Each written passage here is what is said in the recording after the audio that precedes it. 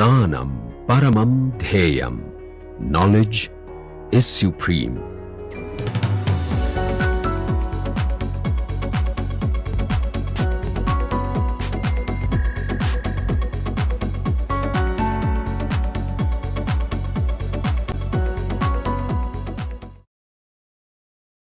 Okay, so today I am going to use the oscillator algebra applications, whatever we learnt in oscillators, to solve problem which we have done explicitly using the position space wave function for a particle in a magnetic field, and then later on we will study angular momentum algebra using this oscillator approach. Okay, so that is the plan. If you recall, we did this in the last lecture, last week. The harmonic oscillator, we had A with A dagger as identity, this is what we will call it as an oscillator algebra, and Jx with Jy as IH cross Jz, this is what we will call it as an angular momentum algebra. So, the number operator for the oscillator algebra is an eigenstate n with the number operator with eigenvalue n, and with the number operator the two ladder operators has this commutator relation, and from this we can determine A on n is square root n times n minus 1, it is a lowering operator, and similarly A dagger is a raising operator. Okay. So, using this oscillator algebra, we would like to solve this problem of particle in a magnetic field, and then can we use this oscillator algebra to determine the spectrum for the angular momentum algebra. So, this is the motivation for today's lecture. Okay, recall the particle in a magnetic field. Let us take the magnetic field along z direction. So, this is given by this Hamiltonian, which is pi x, pi y are in terms of, it is proportional to momentum minus the shift due to the vector potential. It is pi minus EAI, and as I said already, recall the number operator eigenstate is the simultaneous eigenstate of the Hamiltonian with eigenvalue proportional to h cross omega. So, in this problem, this is for a general harmonic oscillator. What this omega will correspond here, we will figure it out. So, the ladder operators in any harmonic oscillator has this property, as I have already discussed for you. And in one of the earlier lecture, I explicitly went through a trial wave function and a choice of a vector potential and derived the energy spectrum to have the frequency which we will call it as a cyclotron frequency, and it is like a free particle along the z direction. So, this is what we called as Landau levels. How do we obtain such an energy eigenvalues using this ladder operators which we saw in the harmonic oscillator? So, a couple of things I want you to work it out is commutator of the x component with y component for pi x and pi y, and similarly we know that p with a and a with p, that order really matters. P dot a is not same as a dot p. So, just to take you on how in general the potentials are functions of positions. So, pi x is px minus eax, which is a function of positions. So, if you take px with ax, that commutator is not 0, it will be minus ih cross del by del x of ax. This is because you know xp commutator, px with x is non-zero, and if you have any function of x, it should be del by del x of f of x. Similarly, if you try to find the px commutator with ay, you expect it to be minus ih cross del by del x of ay. So, if you want to work out using these data, use these data and let us work out for a particle in a magnetic field along z direction, magnitude is b along z direction. Try to compute the pi x with pi y. The non-zero commutators are px with ay and ax with py, and that gives us a constant. Okay. So the pi x with pi y is not 0 like px and py, but this is non-zero and it is a constant, depends on the magnetic field. You can normalize the pi x by this normalization so that you can make pi x prime with pi y prime to be identical. So this is what I said in the earlier slide. Px with ay is del by del x of ay, and Ax with Py is del by del y of Ax, and if we use that here, you get curl of A, which is nothing but it's a magnetic.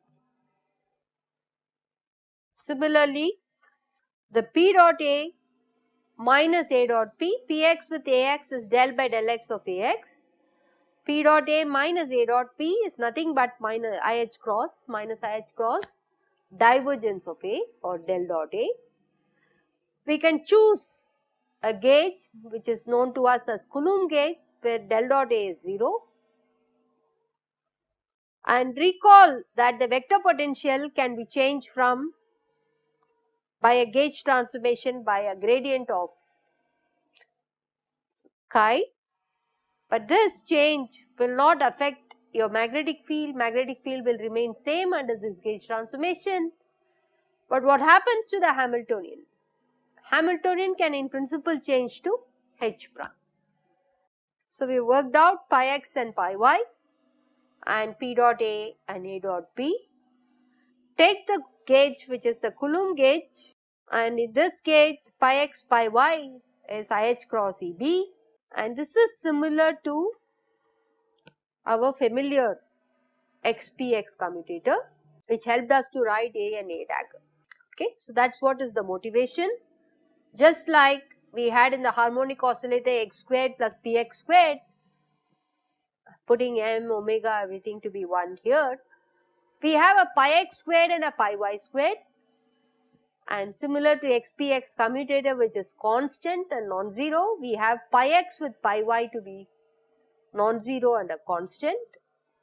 So using this, we can try to construct a new ladder operators involving pi x and pi y. So this is what we do here. We try to take the ladder operators as pi x plus I pi y with this normalization, and similarly the conjugate, Hermitian conjugate of that. And if you try to find the commutator, please check the commutator and you will be able to show that this is identity, and also construct the number operator which is B dagger B. It turns out to be, please verify this, but we need in the Hamiltonian pi x squared plus pi y squared. So you can take this term to the left hand side and try to rewrite your Hamiltonian, and the rewritten Hamiltonian is exactly similar to what you would have seen in a harmonic oscillator, with B dagger B is like the number operator, the frequency omega is EB by M, which is your familiar cyclotron frequency. So once you have this Hamiltonian rewritten looking like a harmonic oscillator, you can read off the spectrum as n plus half h cross omega c plus free particle along z direction, which is h cross squared k squared over 2m.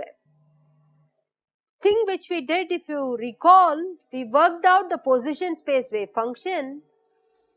We took an Ansatz trial function for it, but if you want to work it out, you have to make a gauge choice. Okay, so just for completeness, the Hamiltonian, the particle in a magnetic field Hamiltonian, suppose we take the wave function, the energy eigenvalue is E. By doing a gauge transformation A to A plus gradient of lambda, you could get a new Hamiltonian, but this Hamiltonian is what we will call it as a canonical transformation of the original Hamiltonian, because the energy spectrum remains the same. It's just that the wave function will pick up a overall phase factor, and no physics changes if you pick up the phase factors. But we will see in some situations like Born-Aronoff-Bohm effect, where such phase factors will become important. If anybody is interested, can take a look at Bohm-Aharonov effect. Okay, so this is what we did in the class a couple of lectures ago, maybe, yeah, where we took a choice for A and a trial wave function, but you can also see by doing a gauge transformation using the lambda gauge parameter, you could actually get a new vector potential and try to see how the wave function changes by a phase factor. Okay, so now that we have got the energy spectrum, if you recall for this Hamiltonian, I said you should get the Lorentz force. I don't know how many of you have already worked it out, but if you have not, recall Ehrenfest's theorem, and that should be obtainable in the Heisenberg picture, writing the Heisenberg equations of motion. So, in the Heisenberg picture, work out dxi by dt, which is given by your familiar commutator of xi with the Hamiltonian. So, if you work it out, you will be able to see this. We would like to work out the m d squared xi by dt squared. Okay. So, this is something which you need to work it out. So, it is d by dt of dxi by dt. So, the operator is dxi by dt, which will show up on the next right hand side with the commutator with the Hamiltonian. So, this I want you to work it out, and what is your expectation?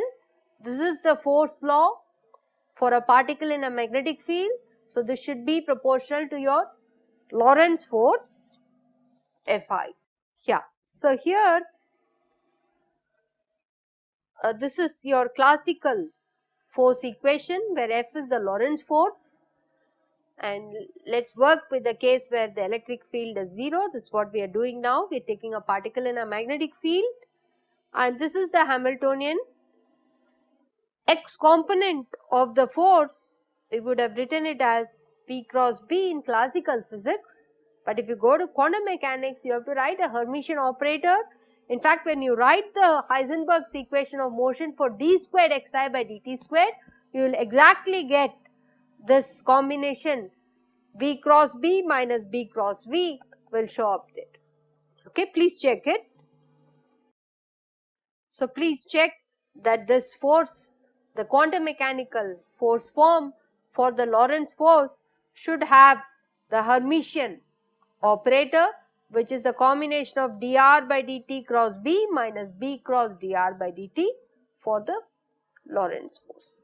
And we can set E to be 0 because we are working with electric field set to 0. Okay, so far I have tried to show how using the harmonic oscillator algebra, trying to write the Hamiltonian for a particle in a magnetic field in terms of the ladder operators, we could get the spectrum, and I have also tried to use the Heisenberg's equations of motion and derive for you the familiar Lorentz force. We will move on to the angular momentum algebra, taking some of these data of these ladder operators and whether we can find the states for the angular momentum operators. So, recall the orbital angular momentum and the spin angular momentum, which we discussed last week for the Stern-Gerlach experiment. So, Lx Ly is IH cross Lz, and L dot L commutes with all the components. For conventions, we are going to take it with respect to Lz, and we write it to be a simultaneous eigenstate of Lz and L dot L, and these are the eigenvalue equations with eigenvalues which we have seen when we discussed this hydrogen atom. And the questions we should ask is how Lx operates on Lm, and similarly how Ly operates on Lm. Okay, what do we get are the questions which you would like to know. So, we have seen orbital angular momentum and spin angular momentum, they obey the same algebra. This is what I tried to motivate you from the Stern-Gerlach experiment. It exactly behaves, the algebra of the spin operator should be exactly similar to what we have, plus they are in two different spaces, they have to be 0, and we have this condition, which is the simultaneous eigenstate of L squared and LZ. We are checking the I to be the Z component for convenience and universally following whatever books are doing. And similarly, you can have it to be a simultaneous eigenstates of S squared and SZ. Instead of trying to talk whether we are talking about orbital angular momentum or spin angular momentum, we will compactly write angular momentum by a symbol J, and the J will satisfy the same property, and we will write eigenstates of J squared and Jz to be the simultaneous eigenstates. So, we have done this ladder operators. The ladder operators are not Hermitian operators. You cannot experimentally observe them. A is not equal to A dagger. That is why you have two ladder operators. They are not Hermitian. Similarly, we would like to do a ladder operator here using these angular momentum Jx, Jy and Jz. Okay. So, motivated by this harmonic oscillator ladder operators, let us write J plus as J1 plus I J2. I am using 1, 2 and 3 as x, y and z. Okay. And J minus as J1 minus I J2.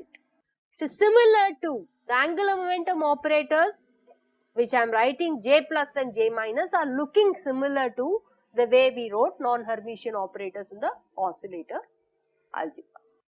What is the next thing? I had this Jx, Jy to be IH cross Jz.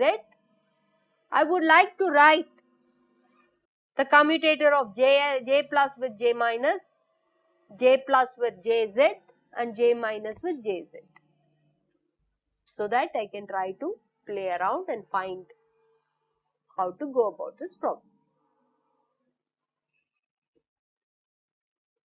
So, write down the algebra using these ladder operators, which is J plus or minus with J3.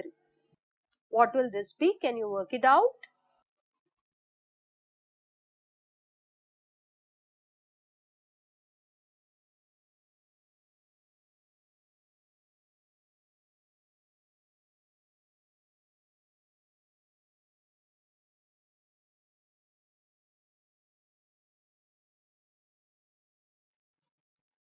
What is this?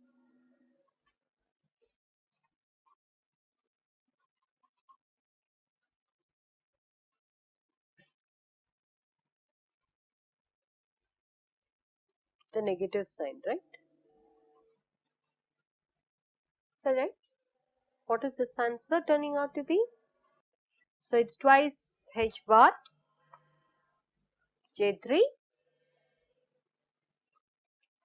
and do the J plus with J3. Excellent. So, it is minus plus H cross J plus or minus H cross. So, the same algebra of Jx, Jy, Jz which we wrote, I am trying to rewrite, J plus with J minus what it is, which is like your A and A dagger. Something wrong?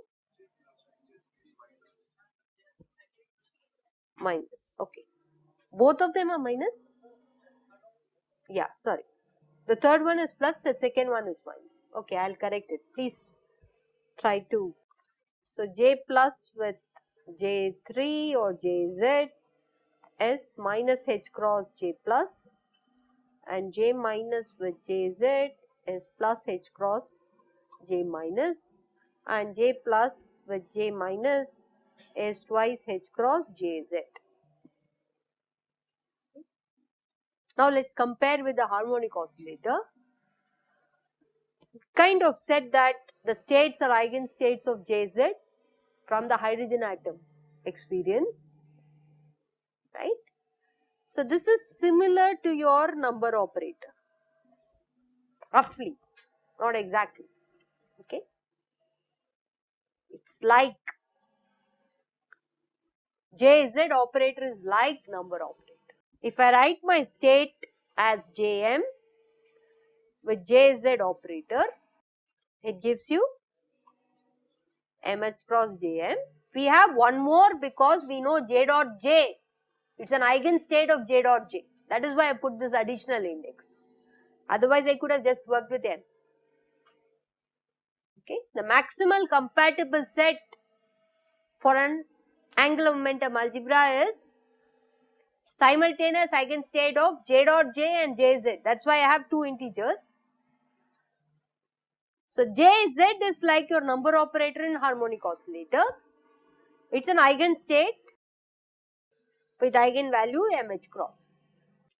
Then what does it tell us? J plus and J minus are like your, I don't know, one of them will be A and the other one will be probably A dagger, or the other way around. Okay.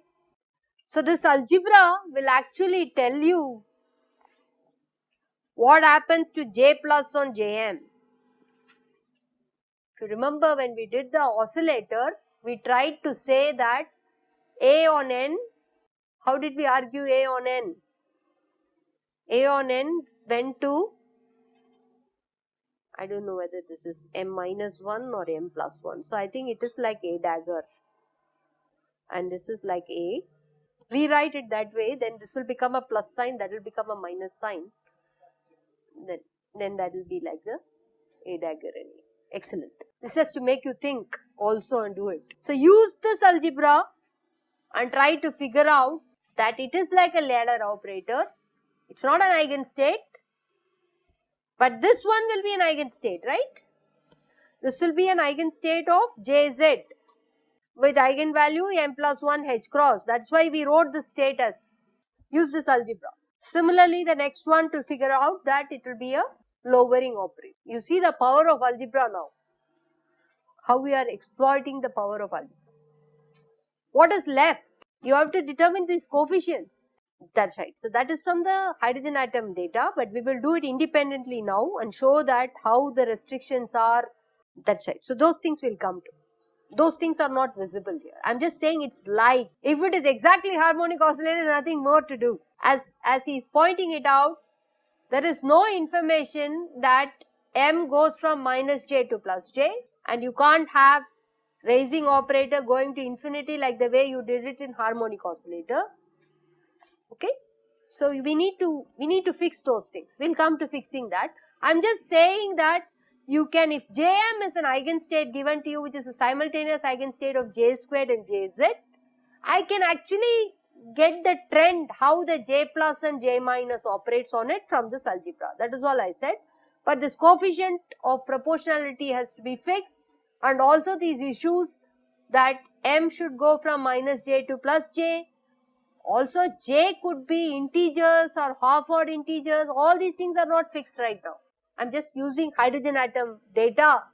I'm just doing this. But we will now do explicitly to figure out all these informations. So I need to figure out that j and m goes from minus j plus 1 till plus j. This has to be figured out. You have to also figure out whether j could be 0, half, 1, 3 by 2, These are the possibilities as we, in the orbital angular momentum in hydrogen atom, it was only integers. Now we have to naturally see whether we can get half odd integers. This is also to be figured out. What else? I need to also figure out Jm as some dm on Jm. What is this dm? J minus on Jm is some Cm on J. Sorry, this is m plus 1, m minus 1. I need to figure this out also. Some of these things have not been fixed as of now. So we need to fix this. Is this clear? The problem clear? How do we do this? Yeah. So there is another nice trick which we are going to do. This is what is the Schwinger method. Let's do that just as a. Okay, so this is things I've said except for this negative sign which is here. So all the other things are fine. And we can write simultaneous eigenstates Jm, which is an eigenstate of j squared, and J3, and we will show that j plus is a raising operator and j minus is a lowering operator. This also you can see from this algebra is what I was trying to tell you. Only proportionality constant has to be figured out using this above algebra. Not only that, as he has already pointed out, that we need to figure out m takes values from minus j to plus j. We have to also figure out that j could be integers, could be half odd integers, all these possibilities, because if you do Stern-Gerlach, j is actually half. If you do orbital angular momentum, j is actually integers. So all possibilities are allowed, has to be figured out. We have not still done that. Okay. So for that, we use the Schwinger oscillator method. What is the theme? Theme is to generate the angular momentum algebra using two independent oscillator algebras.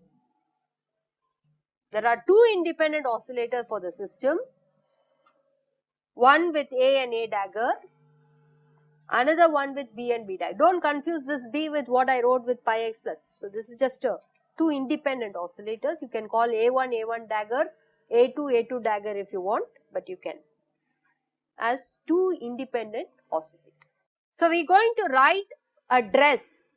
This is what is called representation. Right? You can represent the angular momentum ladder operators j plus j minus and jz or j3 as follows. Let's take two ladder operators with one of them as raising and another one as lowering. By independent I mean that between A and B the commutator is always 0. A and A dagger is harmonic oscillator algebra, B with B dagger is harmonic oscillator algebra. Between A and B or A and B dagger or A dagger and B, A dagger and B, A dagger with B dagger, they are all 0. This is what I mean by rest of the commutators are 0. They don't talk to each other, they are independent. Using two independent harmonic oscillator, we could write a product of two ladder operators. If you note here, one ladder operator is like raising, the other one is like lowering. It is this combination which we take. The j minus is Hermitian conjugate of this. You can take the dagger of this and you should get the j minus. Order really doesn't matter, because whether I put first B and next A or A and B doesn't matter, because they commute. I can work with this. So now to find what is j3, substitute these two here and determine what you get for j3. I'll leave it to you to do this. Please try this out. j3 should be a function of, again, involving the four ladder operators. Okay, please try this out. And interestingly, if you work this out, you will find that you get it to be a difference between the number of operators. Please work this out. Okay.